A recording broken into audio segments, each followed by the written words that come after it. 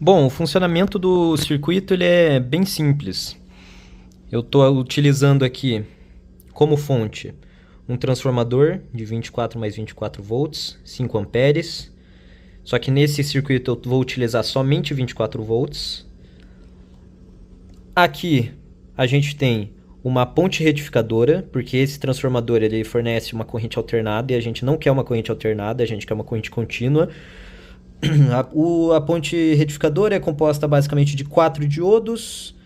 Nesse terminal e nesse terminal entram o transformador com corrente alternada, né?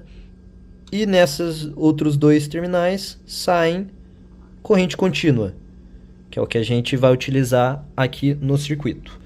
Aqui na parte da placa, ele é basicamente dividido em duas partes.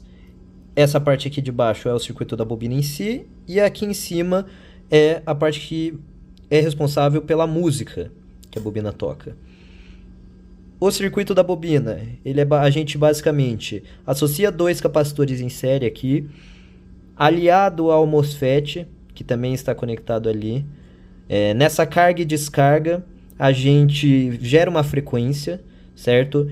Que varia a corrente que passa por esse sistema. Então, varia a corrente que passa por essa bobina de dentro, essa bobina externa, que é a bobina primária.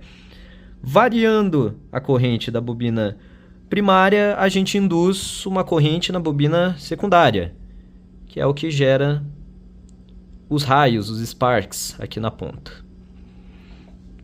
Aqui a gente tem um potenciômetro só para a gente controlar controlar a intensidade da corrente que vai passar pelo circuito aqui.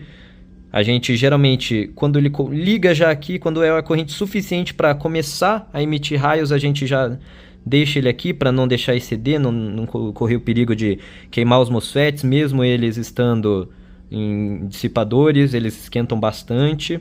Então a gente aqui tem uma chavinha para a gente controlar isso. E a parte de cima aqui do circuito, que é a parte da música.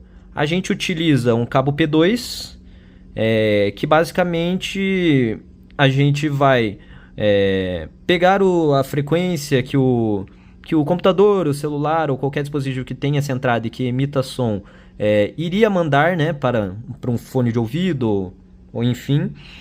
E a gente utiliza essa frequência para variar a corrente da nossa bobina primária.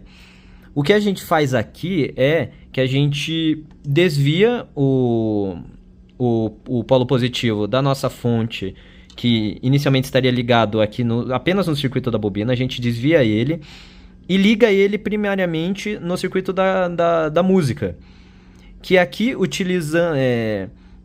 se utilizando do cabo P2, a gente faz com que essa tensão varie na mesma frequência que a música ou o vídeo que a gente coloque para tocar.